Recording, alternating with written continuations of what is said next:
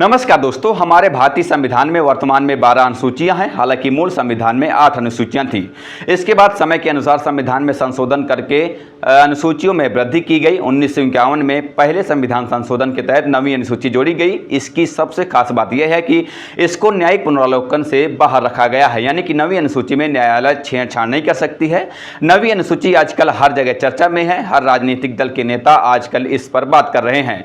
बिहार के संबंध में ज्यादा इसकी बात हो रही है। अभी 2 दिन पहले ही 24 जुलाई को बिहार विधानसभा में इसे लेकर खूब घमासान हुआ। बिहार विधानसभा में बुधवार को राज्य के संशोधित आरक्षण कानूनों को संविधान की नवीं अनुसूची में शामिल किए जाने की मांग को लेकर विपक्षी सदस्यों के भारी हंगामे के कारण सदन की कार्यवाही बाधित हुई।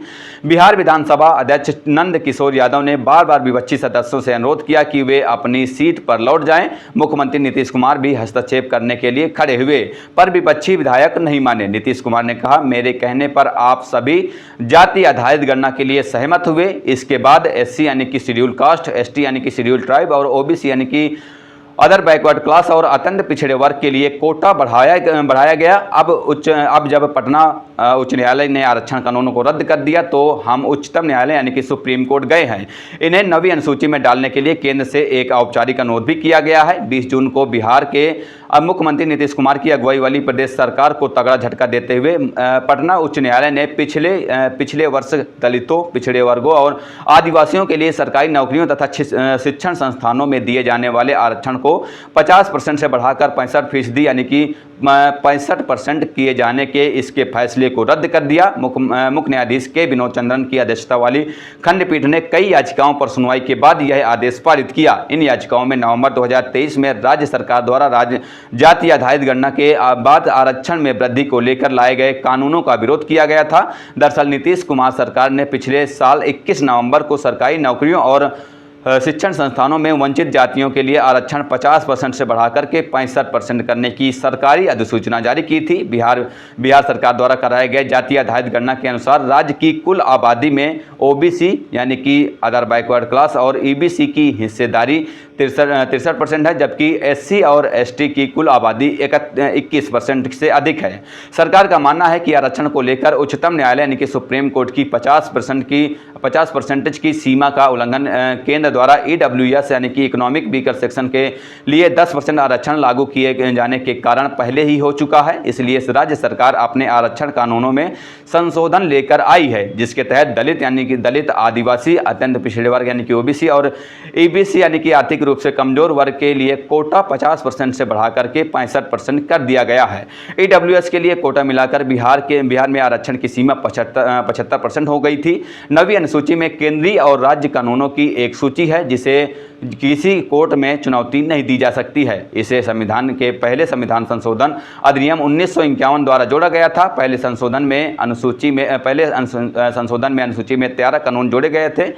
बाद के विभिन्न संशोधनों सहित वर्तमान में संरक्षित कानूनों की संख्या 284 है। नवी अनुसूची भारतीय संविधान में एक विशेष प्रावधान है जो विधायिका को संविधान संशोधन के जरिए कुछ कानूनों को न्यायिक समीक्षा से छूट देता है। नवी अनुसूची में नया अनुच्छेद 31B जोड़ा गया, जिसे अनुच्छेद 31A के साथ मिलकर कृषि सुधार से संबंधित कानूनों की रक्षा करने तथा जमींदारी प्रथा को समाप्त करने के उद्देश्य से अधिनियमित किया गया था। नवी अनुसूची में शामिल कानूनों को भारत के संविधान द्वारा प्रदत्त मौलिक अधिकारों के साथ असंगति के आधार पर अदालत में चुनौती नहीं दी जा सकती। अनुच्छेद 31B नवी अनुसूची में शामिल कृत्यों और विनियमों को किसी भी मौलिक अधिकार के उल्लंघन के आधार पर चुनौती दिए जाने और अवैध ठहराए जाने से संरक्षण प्रदान करता है। अनुच्छेद 31A की तुलना में इसका दायरा अधिक व्यापक है। अनुच्छेद 31A केवल 5 विशिष्ट श्रेणियों के कानूनों को संविधान के अनुच्छेद 14 और अनुच्छेद 19 द्वारा प्रदत्त मौलिक अधिकारों के उल्लंघन के आधार पर चुनौती दिए जाने से बचाता है। इसमें मुख्य रूप से भूमि और आरक्षण से संबंधित कानून शामिल हैं। ये कानून मुख्य रूप से कृषि और भूमि से संबंधित हैं। हालांकि आरक्षण से संबंधित कुछ कानून भी इसमें शामिल हैं। उदाहरण के लिए अनुसूची में तमिलनाडु का एक कानून है जो राज्य में 69% यानी कि 69% आरक्षण को अनिवार्य बनाता है। नवी अनुसूची आर्थिक असमानता को कम करने तथा आरक्षण जैसे कानूनों एवं नीतियों के संरक्षण के माध्यम से सामाजिक कल्याण को बढ़ावा देने में मदद करती है। नवी अनुसूची सरकार को आरक्षण जैसे कानून बनाने की अनुमति देती है जो संविधान द्वारा गारंटीकृत समानता के अधिकार का उल्लंघन करते हैं। सरकार राजनीतिक कारणों से या निहित स्वार्थों की रक्षा के लिए नवी अनुसूची में कानून जोड़ सकती है जिससे जवाबदेही और पारदर्शिता की कमी हो सकती है। नवी अनुसूची में कानूनों को शामिल करने से न्यायपालिका की उनकी संवैधानिकता की समीक्षा करने की शक्ति सीमित हो जाती है जिससे न्यायिक निगरानी का अभाव हो जाता है। नवी अनुसूची विभिन्न कानूनों और नीतियों के लिए असमान व्यवहार प्रदान करती है। कुछ कानून न्यायिक जांच से सुरक्षित हैं जबकि अन्य न्यायिक समीक्षा के अधीन हैं।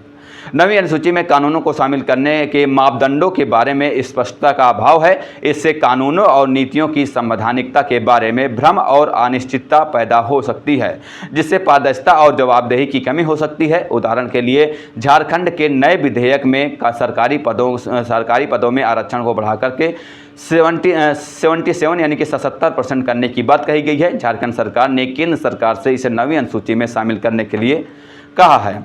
फिलहाल ये थी नवी अनुसूची। इस वीडियो में इतना ही। आगे की जो भी अपडेट होंगी हम आप तक पहुंचाते रहेंगे। फिलहाल चलते हैं, मिलते हैं किसी नई खबर के साथ। तब तक के लिए बहुत बहुत धन्यवाद। जय हिंद, जय भारत।